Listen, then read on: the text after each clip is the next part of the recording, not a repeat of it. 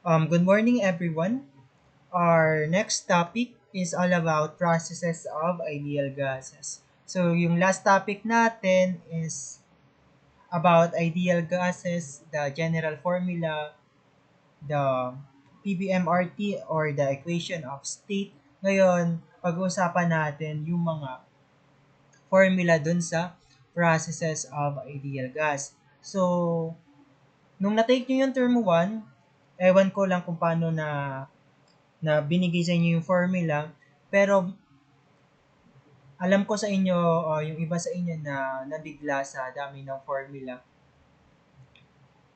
and hindi alam kung paano siya i-memorize. So, bali ang gagawin natin ngayon, um, kukunin natin yung concept. Ituturo ko sa inyo yung concept ng bawat formula at the same time, paano siya na-derive. So, bali, ang formula lang naman sa processes of ideal gas is 7. 7 lang yan lahat. Anong nangyari? Bakit sobrang dami? Siyempre, nanganak at the same time, dinerive yung iba. Pero, kayang-kaya nyong i-derive yun. Yung 7 na yon papunta sa maraming formula. Kayang-kaya nyong i-derive yun. So, meron ako dito mga formula, which is ito dapat yung magiging foundation nyo when it comes to processes of ideal gas. So, una, formula ng heat. Heat is always an integral of TDS limits from 1 to 2. Pwede rin siyang in terms of internal energy and work done flow. Heat is equal to internal energy plus work done flow. Okay. Formula 1. Ayan. Next. Anong formula ng work done flow? Work done flow is equal to integral of PdV limits from 1 to 2. Okay? Isa lang yan. Yan lang yan. Next. Worksteady flow naman, negative integral of BDP limits from 1 to 2. Okay. Next formula. And internal energy, like sabi ko nung last topic, lagi siyang mcv delta T. Hindi nagbabago yan. Kahit anong process pa yan, kapag sinabing internal energy, mcv delta T, lagi siyang um, function ng volume. Of course, ano yung opposite niyan? Yung enthalpy, which is mcp delta T. Kapag enthalpy naman, always a function of pressure. Now, ano yung formula natin nung last time? PV is equal to MRT. Ano pa yung formula natin nung last time?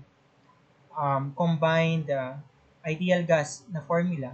P1V1 over T1 is equal to P2V2 over T2. Then, standard form, PV raised to N is equal to C. Actually, ang i-memorize mo lang dyan, bilangin natin Pointer option, pen. Isa, dalawa, tatlo, apat. Ito, alam mo na naman yan eh. Pag sinabing internal energy, mcv delta T. Enthalpy, mcp delta T. Ito lang palang kailangan may memorize, itong apat. Ito, familiar na naman dyan kasi na-discuss na natin yan last time. So, kapag alam mo tong lahat na to, apat lang may memorize mo, ito kasi na-discuss na natin eh. So, kapag alam mo lahat ng basic formula na yan, maning-mani na lang yung processes of ideal gas. Actually, yung application yan is yung sa power plant. Different kind of power plant. Power plant like diesel power plant, hydroelectric, ano pa ba? Thermal. Lahat ng klase ng power plant, ma-apply mo yung formula ng ideal gas. Okay? Okay. So, unang topic na i-discuss natin is the constant volume process. For V is equal to C, yung N mo is equal to infinity. Di ba yung standard formula natin kanina, PV raised to N is equal to C. Di ba? Ayan o, PV raised to N is equal to C. Where yung N mo Ito ay infinity, kaya siya naging constant volume. Okay.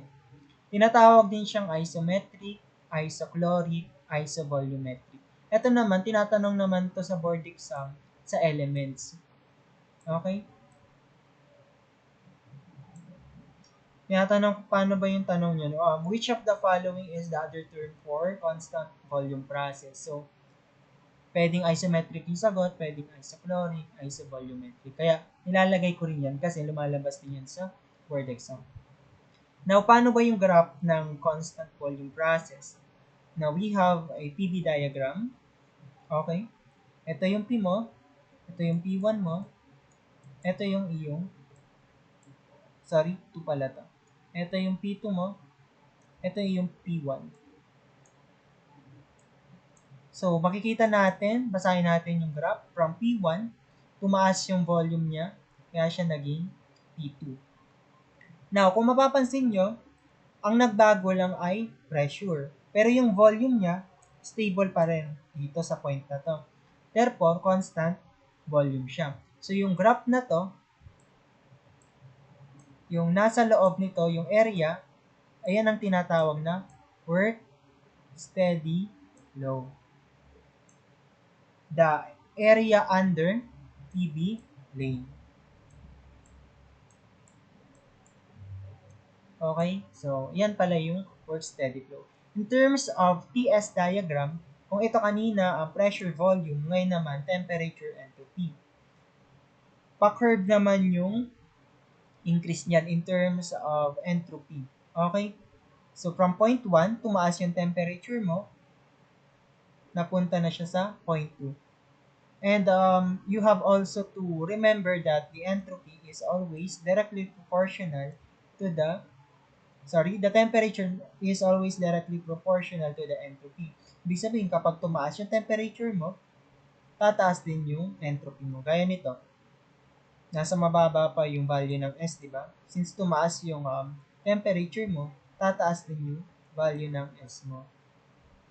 And yung nasa loob ng TS diagram is heat. Okay.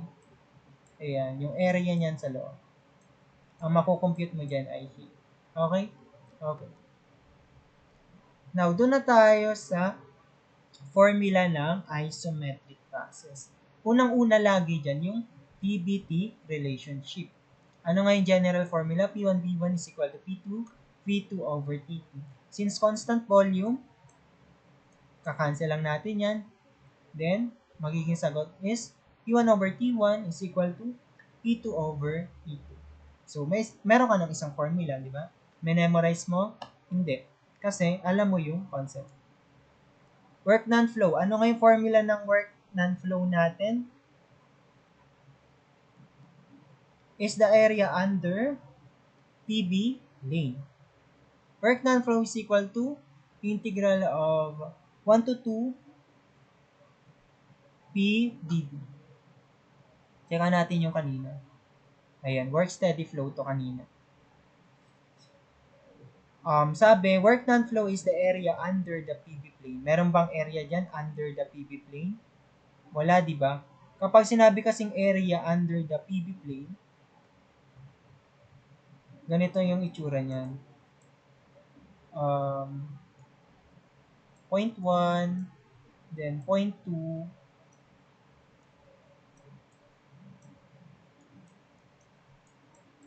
P, eto yung D.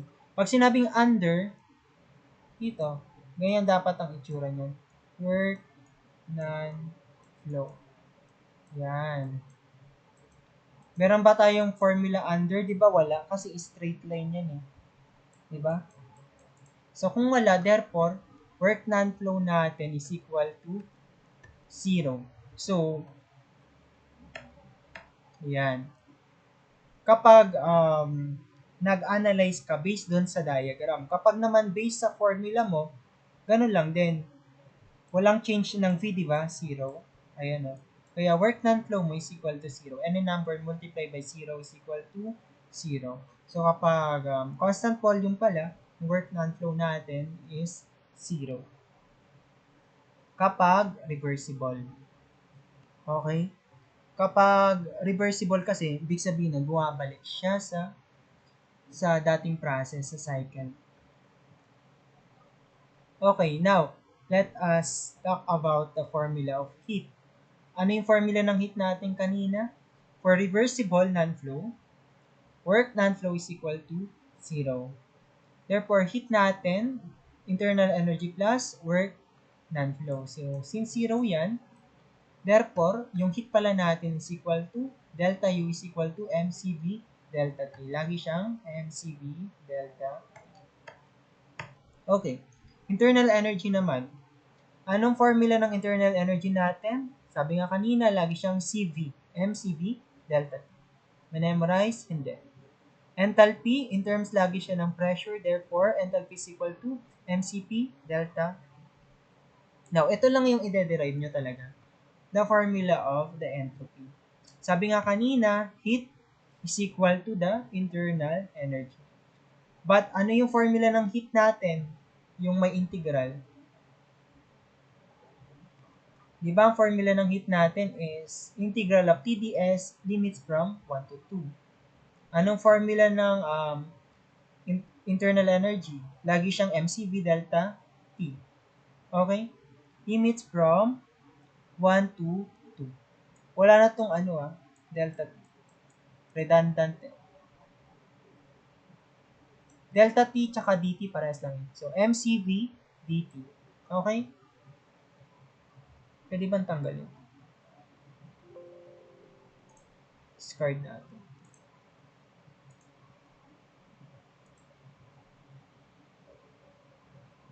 Yeah. Okay.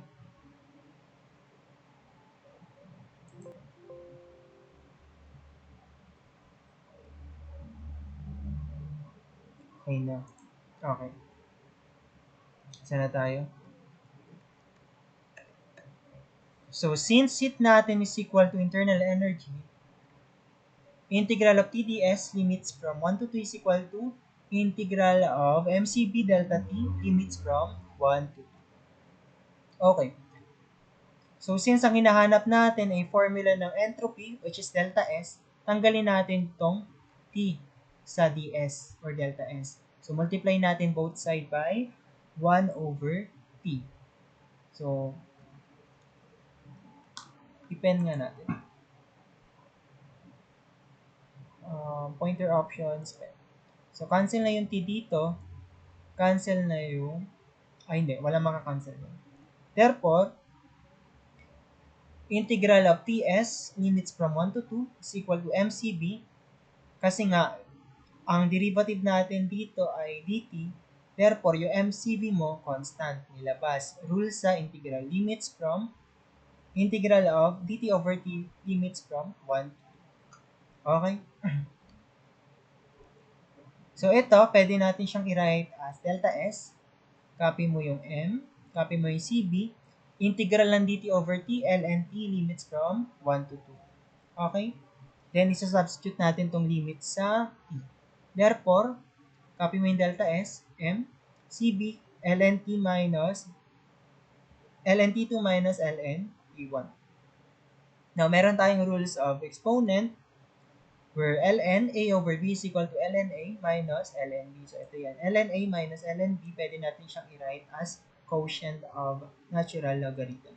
Therefore, delta s, copy lang natin, is equal to mcb ln t2 over t1. So, yan. Ni-write natin siya. Or, mcb ln t2 over t1. Kasi nga, ang formula natin kanina sa PBT relationship, T2 over T1 is equal to P2 over P1. So, yung T2 over T1, kapag hindi yan given sa problem, kapag dalawang pressure ang given, pwedeng ito yung gamitin mo. MCBL and T2 over P1. Okay? Okay. Now, let us talk about work-steady flow. Kapag sinabing work-steady flow is the area beyond PV plane. So, yung kanina, di ba, yung PV natin, ito yung pressure 1, pressure 2, ito yung P, ito yung V. Ito yung tinatawag na work-steady flow or the area beyond PV plane. Okay? Try na natin. Therefore, ano yung formula natin? Worksteady flow is equal to, yung binigay ko kanina na 4 na kailangan yung kabisaduhin. Negative integral of BDP limits from 1 to 2. So, i-ano natin, i-derive natin ang formula ng work-steady flow. So, since ang derivative strip mo dito is dp, labas natin tong b kasi constant yun eh. Rule sa integral. So, labas natin negative b integral of dp limits from 1 to 2. Integrable na ba? Integrable na siya. Therefore, work-steady flow is equal to negative b times p limits from 1 to 2. So, gaya ng ginawa natin kanina, substitute natin tong limits dun sa p kasi yan yung iyong in-integrate. Therefore, work-steady flow is equal to negative v P2 minus P1. P2 minus P1 dapat. Baguhin natin. Kasi yung nasa upper limit mo is 2, dapat 2 muna to minus P1.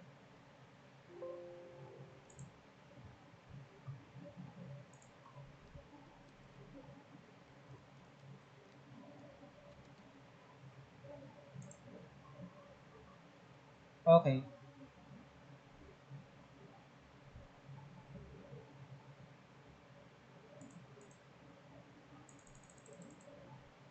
Ayan. P2 minus P1. Therefore, i-multiply natin yung negative sign dito sa loob ng parenthesis. Therefore, work steady flow is equal to B. Multiply natin yung tawag doon yung sign sa loob, kaya magiging P1 minus P2. Kasi di ba work steady flow is equal to B. Multiply natin dito sa loob, negative P2 minus plus P1. Then, i-disarrange natin, ito yung kalalabasan. Work steady flow is equal to V, P1 minus P. Now, what is the formula of heat kapag sinabing irreversible? Kapag sinabing irreversible, hindi na siya babalik sa cycle. Kapag sinabing reversible, bumabalik pa sa cycle, paikot-ikot lang yung cycle. Kapag irreversible, hindi na siya bumabalik sa cycle. Pag sinabing irreversible, Q is equal to delta U plus work non-flow. Bihira lang naman to itanong sa board eh. Laging reversible ang lumalabas. Pero kailangan alam din natin yung concept ng irreversible. So kapag irreversible, yung meron kang value ng work non-flow. Ayun o, work non-flow hindi dapat siya mag-equal sa 0. Ang work non-flow mo dito, yan yung work input. Yan. Pag may nabasa kayong work input, automatic, ano yan, irreversible. Kasi nag-input ka ng work yan. So, ano ba yung example ng constant volume? Kapag sinabi sa problem na tank, vessel, container, or room, automatic yan, constant volume yan. Kasi minsan, hindi sinasabi sa problem na constant volume siya. Kailangan, alam mo yung keyword sa problem. So, kapag sinabing tank, automatic, constant volume yan. Vessel, container, and room. Kasi hindi naman nagbabago yung volume. So, kapag walang sinabing constant volume sa problem, hahanapin mo yung keyword. Itong 4 na yan. Kaya nilagay ko na rin para alam nyo. Okay? So, since alam na natin yung concept ng formula, alam na natin kung paano na-derive, gagamitin natin siya sa problem. So, bakit ba natin diniderive yung formula? Kasi, di ba, alam ko naranasan nyo na to eh, na nag-take kayo ng exam, pero ang ginawa nyo, during review days, nag-memorize na kayo ng formula. Now, nung exam, confident kayo na masasagutan nyo yung mga tanong sa exam kasi kabisado nyo lahat ng formula eh. Pero, nung makita nyo yung result, bagsak. Bakit? Kasi, ang ginawa mo, kinabisado mo lang yung formula. Hindi mo inalam yung concept, hindi mo alam kung paano siya gagamitin, di ba? Parang nagiging useless siya. Ano naman kung kabisado mo lahat ng formula kung hindi mo naman siya gagamitin, di ba? Useless. So, kung magme-memorize lang tayo na magme-memorize, useless yun. Kasi kung hindi mo naman siya magagamit, hindi mo alam siya kung paano gamitin, paikot-ikutin yung formula, hindi mo alam kung paano na-derive, wala. Babagsak at babagsak ka talaga. So, kaya importante itong ginagawa natin na alamin natin yung concept, alamin natin kung paano na-derive. Kasi, once na nalimutan mo yung formula, meron ka pang bala, pwede mo siyang i-derive. Diba?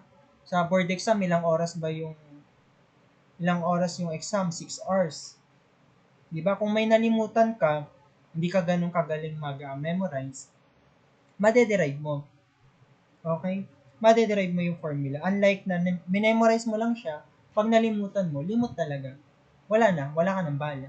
Okay? So, I hope nagigets niyo yung point ko. So, problem na tayo, i-apply natin lahat ng formula na dinerive natin doon sa mga problem. Okay. So, paki-remember yung 3C Lagi yan, 3C ang kailangan natin. Computation, concepts, and constant. Tama ba? Computation, constant, conversion. Yung concept pala, papasok na siya sa computation. Okay. Sample problem tayo. 10 cubic feet of air at 300 psi absolute and 400 degrees Celsius is subcooled to 140 degrees Fahrenheit at constant volume. What are the final pressure, the work, the change in internal energy, transferred heat, change in enthalpy, and change in entropy? So, madali lang. Doon muna tayo sa given. Ano tong 10 cubic feet? So, kapag cubic feet, automatic volume. Okay. Ano tong 400 degrees Celsius? Automatic. Siya yung ating temperature 1. Ay, hindi pala. 300 PSI muna. So, 300 PSI, automatic yan yung pressure 1 natin. 400 degrees Celsius, yan yung initial temperature. So, gawin nating Rankine plus 460. So, yung 400 degrees Celsius mo, lumamig siya. Naging 140 degrees Fahrenheit. Bakit Celsius Fahrenheit? Typo lang to Dapat ito Fahrenheit. Change ko lang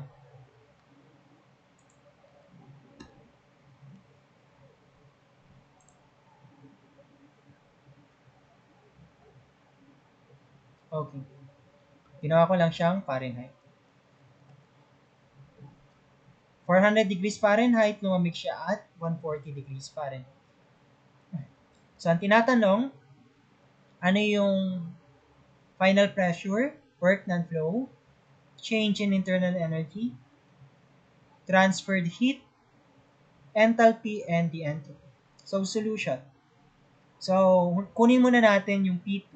Saan natin makukuha sa combined gas law. Okay?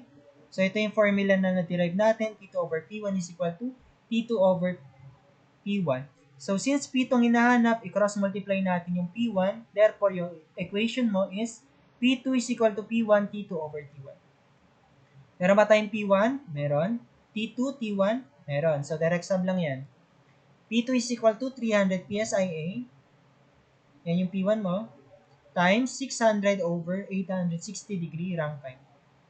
Okay? T2 over T1. So, makakancel natin dito yung Rankine. Therefore, P2 mo is 209.302 PSIA. Dali lang, no? Kapag alam mo yung concept ng formula. Now, work, non-flow. So, since hindi naman sinabi na irreversible, therefore, work non-flow mo is equal to 0. Internal energy, anong formula ng internal energy natin? mCV delta T. Lagi siyang function of volume. Therefore, delta U is equal to mCV T2 minus T1. Meron tayong M. Wala, no? So, wala tayong M. Meron tayong CV. Since air naman yan, meron tayong CV. Kailangan memorize yan, ha? Ano yung CV ng air kapag English? 0.1 171 BTU per pound degree Rankine. So, as mechanical engineer, kailangan memorize yun. Kung nga, memorize ko lahat ng constant. Okay? Required talaga yun. Meron tayong T2, meron tayong T1. So, ang kailangan lang pala natin makuha is the value of M or mass. Saan natin makukuha si M? Sa PBMR. So, solving for mass, P1B1 is equal to MRT1. Meron tayong P1, meron tayong B1. Of course, meron tayong R. Ano yung R ng air? 53.34 foot-pounds per pound mass degree Rankine. So, ito rin yung pinamemorize ko na constant. Of course, meron tayong T1. So, i-cross-multiply natin to. Makukuha natin yung value ng M, which is P1V1 over RT1. Ano yung P1 natin? 300 PSI. Pag ni-write natin yung PSI, pound per inch squared. Ang kailangan natin, feet squared. So, convert natin 144 inch squared over feet squared. So, 144 inch squared is equal to 1 feet squared. Then, B1 natin, which is 10 cubic feet. R natin is 53.34 foot-pounds per pound mass degree Rankine. Then, T1 natin, of course, given, which is 860 degree Rankine. Makukuha natin yung value ng M, which is 9.417 pound mass. So, paano na-cancel? Pound force, inches squared, squared to, so isa na lang matitira. Feet to, so cancel na rin to. Cancel yung degree Rankine. So, aakyat yung pound mass kasi naka-over naman yan sa ilalim. Therefore, M is equal to 9.417 pound mass. Pag nakuha na natin si M, direct sub na lang siya sa formula ng delta U, which is MCV delta T. M natin, 9.417 pound mass. CV natin ng air kapag English, sabi ko nga kanina, 0.171 BTU per pound degree Rankine. Then, T2 natin is 800 minus T1, 860. So, cancel natin yung R. Cancel natin yung pound mass. So, delta U natin in terms of energy or BTU, therefore, is negative 418.68 BTU. Okay? Okay. Dali lang, no? Now, so okay na tayo dito sa P2, work done flow, delta U. Kunin natin si value ng heat.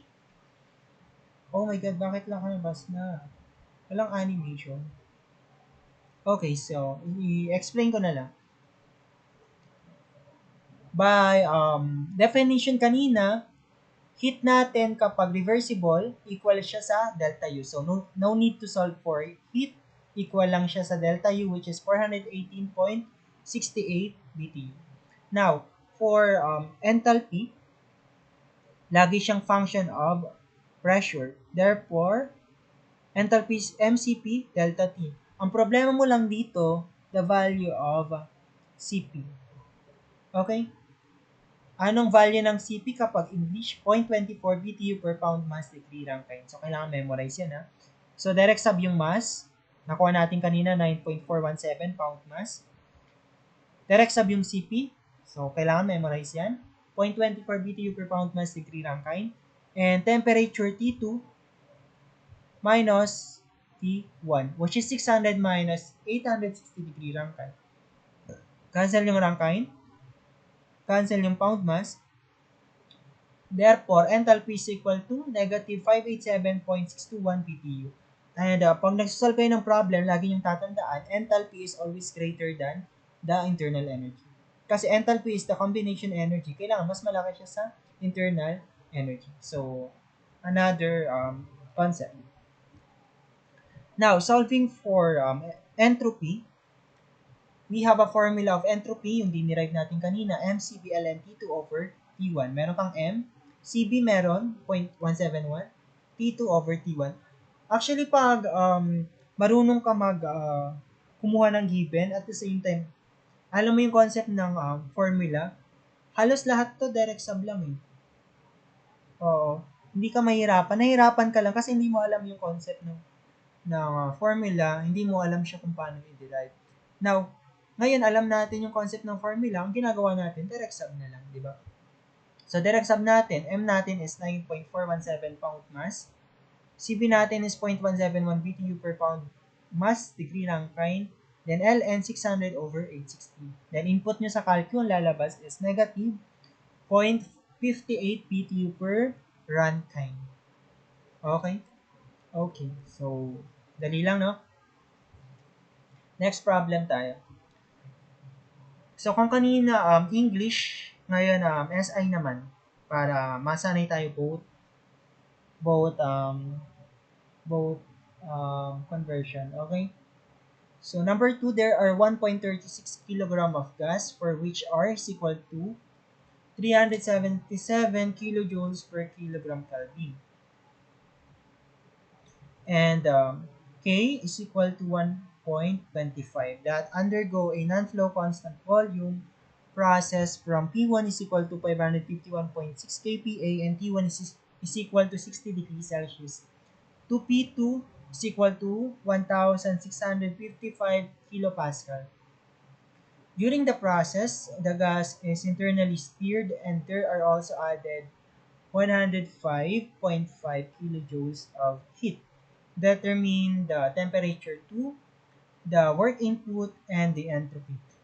So guys, kapag nakita nyo sa problem na maliit or small letter T yan, Celsius yan, kasi minsan nilalagay sa board in terms of Kelvin, in terms of Celsius. So kailangan alam mo yung alam mo yung symbol nung temperature. Kapag maliit na T yan, ibig sabihin, kailangan yung final answer mo is in terms of Celsius. Kapag nakalagay dyan, capital T, T2, kailangan yung final answer mo is in terms of Kelvin, naka-standard form. Kasi parehas yan, nasa choices. Kumbaga, pampalito siya. Okay? Madali nga yung problem, na ka naman sa, nadali ka naman sa choices. Kasi parehas lang sa choices, di ba? Kaya kailangan alam mo yung mga symbol and concepts niya. Okay, kunin na natin yung ating given. So, meron tayong mass, given yan, 1.36 kg. Given din yung R. So, swerte natin kasi binigay ng examiner yung R, no? Which is 377 kilojoules per kilogram K. Meron tayong K, which is 1.25 ito. Constant volume, so volume, isometric, isochloric, or isovolumetric. Meron tayong P1. So, ang ganda nitong tanong na to. Passport din to eh. So, swerte tayo kasi yung examiner na yung naglagay ng nomenclature, no? So, you won't need to analyze na. Isusulat mo na lang talaga siya isa-isa.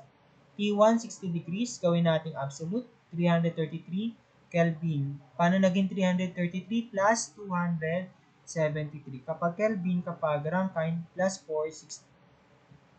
O, kakopy mo lang talaga siya eh. P2 is equal to 1,655 kilopascal.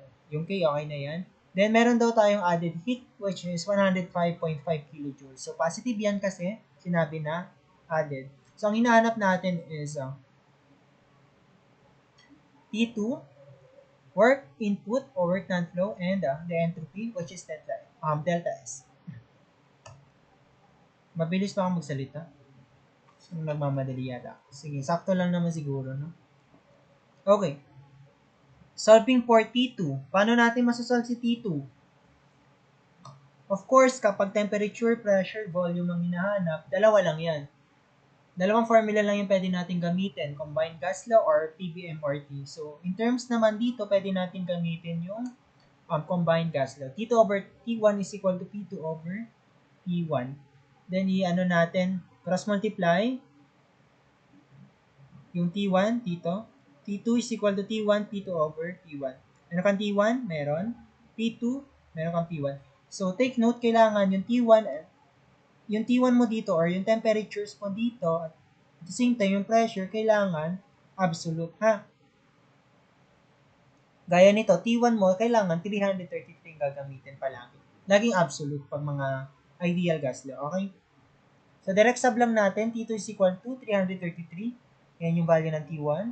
P2 natin is 1655. over P1, which is 551.6 kPa. So, kinancel ko na dyan yung kPa kasi parehas lang naman yan eh. Diba? Makakancel lang naman. Oh my God. Ayan. Kaya hindi ko na sinulat. So, matitirang units dyan is Kelvin.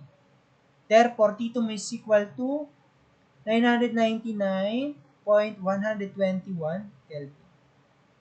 So, hindi yan dapat ang ating final answer since small letter siya, kailangan yung answer mo in terms of tawag doon, Celsius. So, 999.121 minus 273. Therefore, T2 is equal to 726.121 degree Celsius. So, ito dapat ang ating final answer. Okay, next. Okay na tayo sa T2, doon na tayo sa work done flow.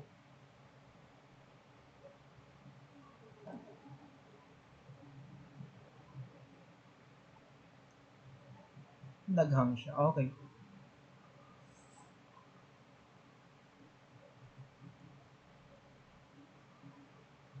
Oh my God. Okay, doon na tayo sa work done flow. So, since irreversible siya, therefore, meron tayong value ng work done flow.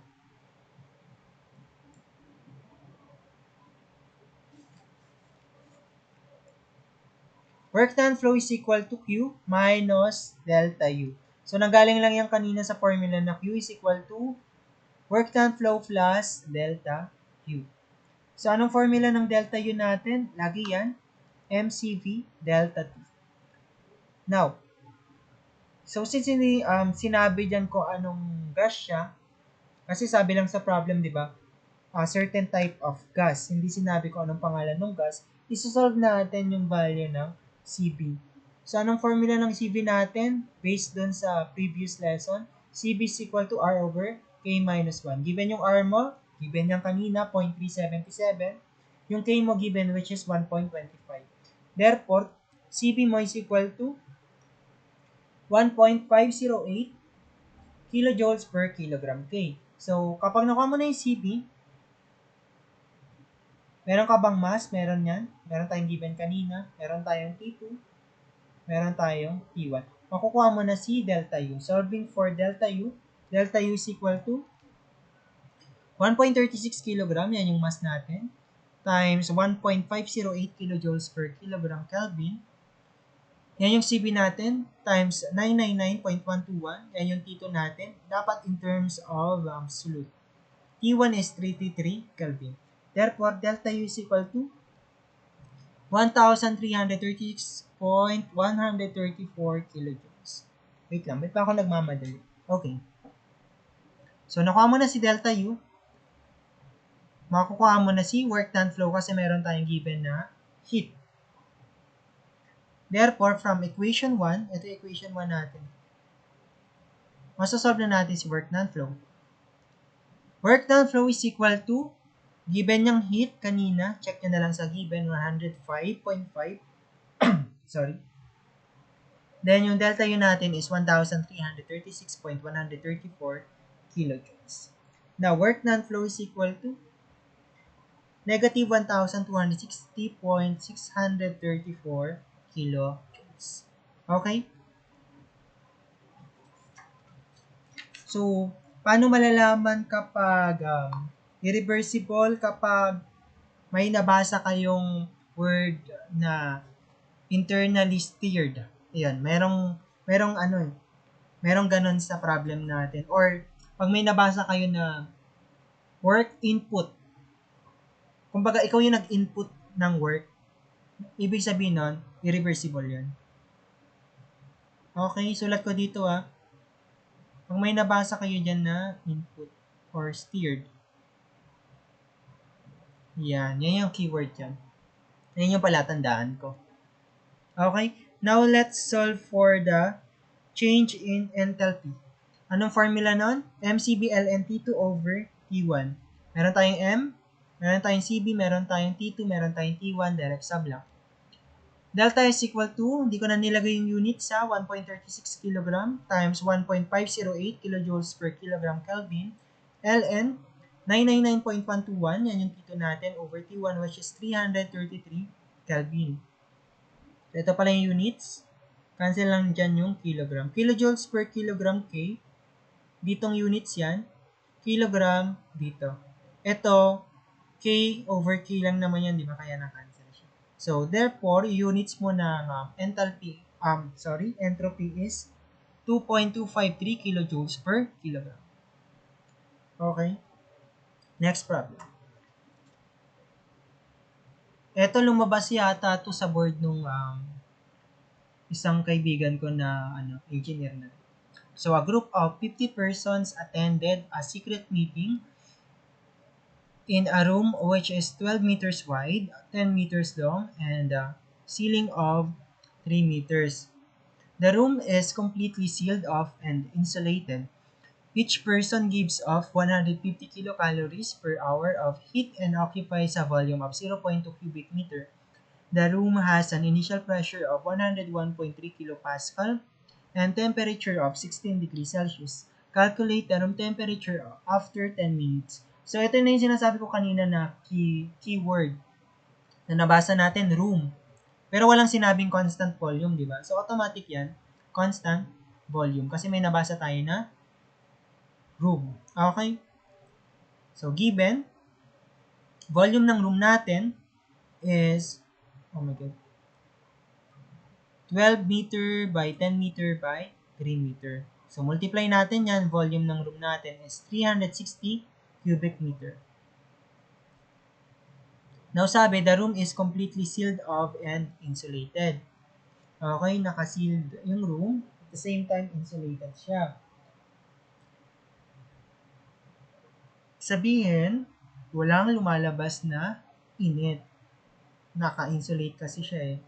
Each person gives 150 calories per hour of heat. So, yung heat, lagay na lang natin dito. Sa bagay, yung heat lang naman na mapuproduce. Ang heat lang naman na ng room nanggagaling lang naman sa tao.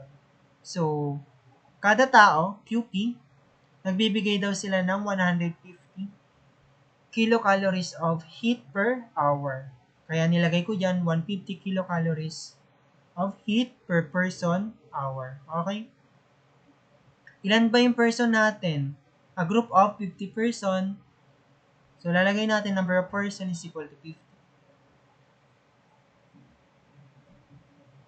Okay, ano pa yung ibang given? And occupies a volume of 0.2 cubic meter. So, kada isang tao daw, nag-occupy daw sila ng volume na 0.2 cubic meter per person. Okay. The room has an initial, so sinabing initial, yan yung 1 natin. Initial pressure of 101.3 kPa, kaya yan yung P1 natin. And initial temperature of 16 degrees Celsius, kaya yan yung T1 natin. 16 plus 273 is equal to 289 Kelvin. Now, calculate the room temperature after 10 minutes. So, since lahat ng tao doon nagbibigay ng heat sa room, so i-calculate natin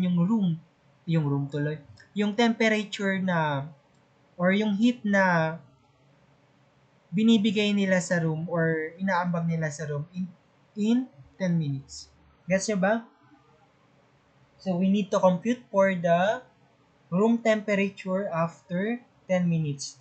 Ano yan? Lalamig or iinit? Siyempre, iinit yan kasi lahat ng tao doon sa room na yun ay nag-aambag doon sa init. So, required natin is T2. Okay? So, kapag may nakita kayo sa choices na less than 16 degrees yung sagot, i-X yun na yun. Kasi syempre, by analyzation, iinit yung room eh. Kasi lahat ng tao doon nag-aambag ng heat eh. Okay, so ganun mag-analyze ng multiple choice board exam. So, solve na tayo. So, solution. So, saan natin makukuha si T2? Of course, sa formula ng heat kasi meron tayong given na heat. Heat is equal to mCB delta T or mCB T2 minus T1. Meron ba tayong CV?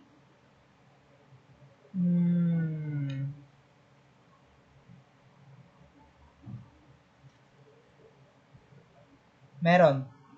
Gamitin natin yung constant air. Kasi yung gas naman na nasa room is air, di ba? Yun yung, kasi tao yung nasa room eh. Yun yung gas na nasa loob. Hindi pwedeng ibang gas yun kasi masasuffocate sila. So, air yung gagamitin natin. So, meron tayong CV. Meron ba tayong mass? Allows tayong mass, no? So, wala tayong mass. At the same time, nawawala yung T2 natin. Pero meron tayong T1. So, tatlo pala yung dalawa pala dito yung nawawala. So, solve muna natin yung value ng mass bago natin makukuha yung value ng T2. Okay. Convert muna natin yung heat. Sabi nga kanina, heat is equal to 150 kilocalories per person per hour. Multiply natin sa number of person which is 50. Ito, para makancel natin yung person. Therefore, ang lalabas dyan, 150 times 50 is 7,500 kilocalories per hour. Now, gusto natin makancel yung hour sa baba. So, multiply natin sa time, which is 10 minutes. Okay? So, 7.5 kilocalories per hour times 10 minutes, which is yung time. Then, convert natin yung minutes in terms of hour. 1 hour is equal to 60 minutes. So, by cancellation, cancel yan. Cancel yung hour. So, matitira na lang natin yan. Heat in terms of kilocalories. Okay. Where CB ng air natin in terms of kilocalories, kaparehas lang yan ng English. Is equal to 0.171 kilocalories per kilogram Kelvin. Okay? So, kapag sinolve nyo to, Q is equal to, ilan ba to sa calc? 1,250 kilocalories. Ayan. Okay? Okay. So, kapag nakuha mo na si Q, okay ka na. Ang kukunin mo na lang yung mass and T2. So, kunin natin yung mass. Solving for mass, sabi ko nga sa inyo, pag hinahanap mass, temperature, pressure, or volume, ang gagamitin lang natin yung formula ng ideal gas, which is PBMRT or the combined gas law. So, pinakamagandang gamitin dito is the PBMRT kasi meron kang P1, meron kang B1, kasi volume ng room, di naman nagbabago yon. Mass nawawala. R mo, gagamitin mo syempre yung sa air. Then T1, meron kang given. Okay? Now, kunin natin yung actual na na mass.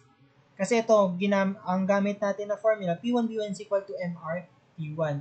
Paano naman in terms of air? P1, volume ng air is equal to mass times R ng air times P1. Okay? So, hindi natin dito kailangan yung volume ng room.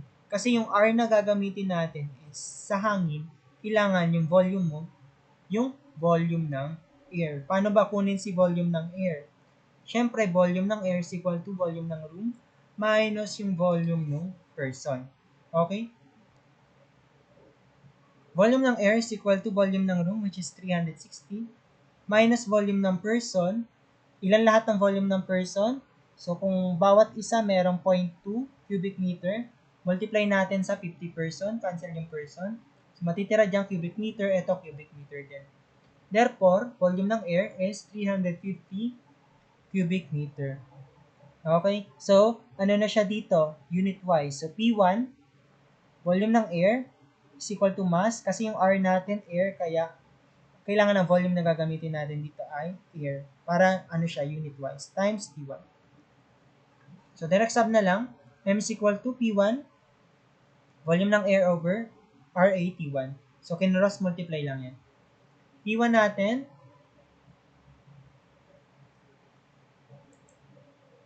natin, ilan? 101.3 kilopascal or in terms of kapag in-expand natin yung units, kilonewton per meter squared, volume ng air natin is 350 cubic meter. R ng air natin is 0.287 kilonewton meter per kilogram Kelvin. Then T1 natin is 289 Kelvin. So, cancellation of units, cancel yung kilonewton, cancel yung meter squared, maging isa na lang yan. Tapos yung isang to, cancel na rin to kasi meron dito sa ilalim. Kelvin cancel, so matitira dito is kilogram, tataas. Kaya mass natin is 427.462 kilogram. Now, meron tayong Q, meron tayong mass, meron tayong CV. Of course, kunin natin yung CV ng air. Then meron tayong T1, direct sub na lang pala to.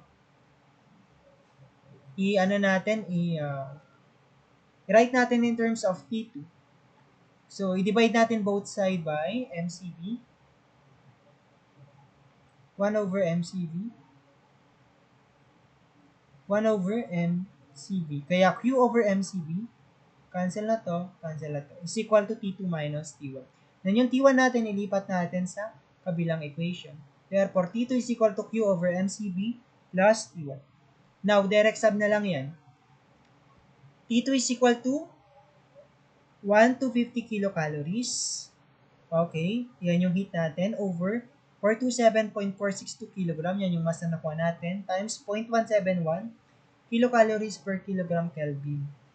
Diba? Yan yung CP ng air natin. Plus 289 Kelvin. So, by cancellation of units, cancel yung kilocalories. Cancel yung kilogram. So, Kelvin to, pwede mo siyang i-add.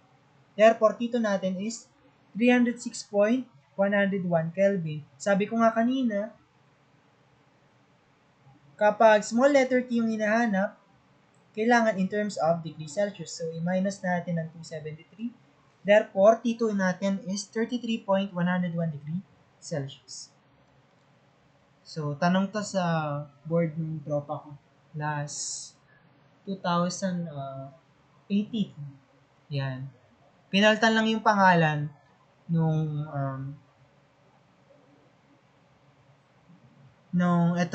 secret meeting. Ang nakalagay lang din, a group of 50 persons attended a PSME conference, yon. Pero yung given, parehas lang din. So, kaya medyo familiar ako dito sa tanong na to. Okay, so next question tayo. Next sample. Dali lang, no? Basta alam mo yung concept ng formula. A 1 HP steering motor is applied to a tank containing 22.7 kilograms of water. The steering action is applied for the tank losses of 850 kilojoules per hour of heat.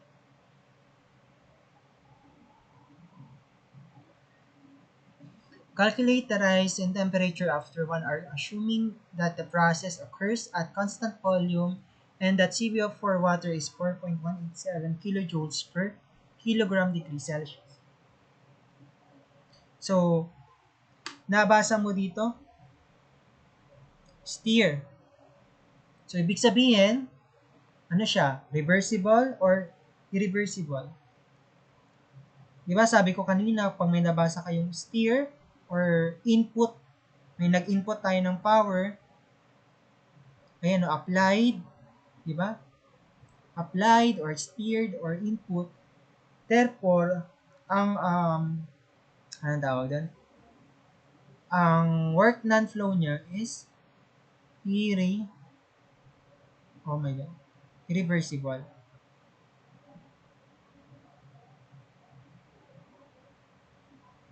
Therefore, work non-flow is not equal to 0. May value yan. Na tayo sa given. Work non-flow is negative 1 HP kasi in-apply mo siya eh. Nilagay mo. Negative kasi naglagay ka ng power. Kapag nag-produce ka ng power, positive dapat. Okay, so since naglagay ka ng power, negative yan. Mass natin, 22.7 kilogram. Time natin is 1 hour. Heat natin, QL yan. Heat loss is negative 850 kilojoules per hour. So, negative yan kasi loss. Then, we have a CB for water which is 4.187 kilojoules per kilogram Kelvin or Celsius. Parehas lang yan. Required natin is the delta T or the change in temperature. So, kapag sinabing rise in temperature, automatic delta T yun. Okay? Or pag sinabing decrease in temperature, delta T yung hinahanap nun. Kapag sinabi sa problem na increase in temperature or decrease in temperature or temperature rise, yan, delta T lagi yan. Okay? So, pakitandaan lahat ng mga sinasabi ko na keywords. Importante yun. Okay? So, okay na tayo sa given, sa required, na tayo sa solution. So, paano ba to i-solve? Meron tayong heat, meron tayong work non-flow, gamitin natin yung formula ng Q is equal to work non-flow plus delta U. Where delta U is always MCV delta T. So, ito yung formula na gagamitin natin. Kasi given to, kunin lang natin yung value ng delta U or expand natin yung formula nila. Okay? So, kapag niride natin siya in terms of delta U, ililipat natin tong work done flow sa kabila. Therefore, delta U is equal to Q minus work done flow.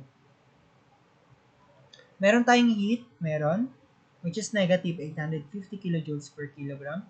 Meron tayong work done flow, which is 1 horsepower. So, it's a matter of conversion lang. So, delta U natin, ito yung heat natin, negative 850 kilojoules per hour.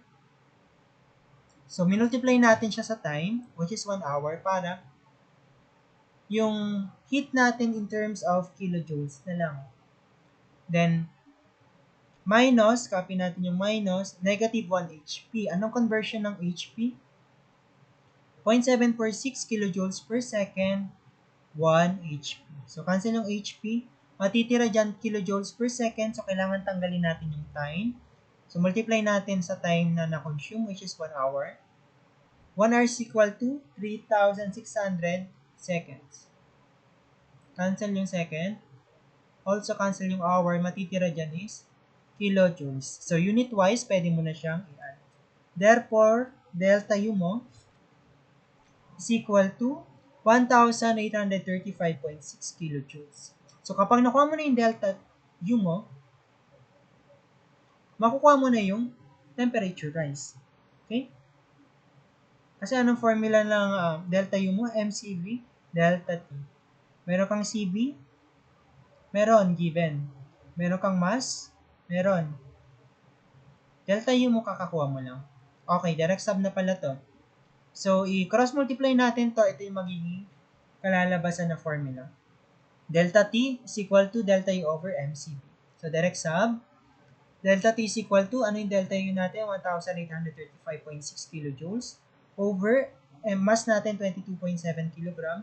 Then, CB natin is 4.187 kilojoules per kilogram K. Swerte kayo kasi binigay ng examiner yung CB ng water. Pero kailangan, memorize natin to sa subject natin.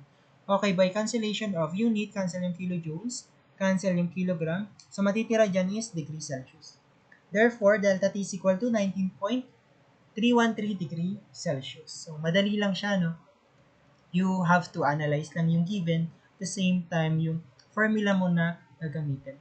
Okay, so last problem.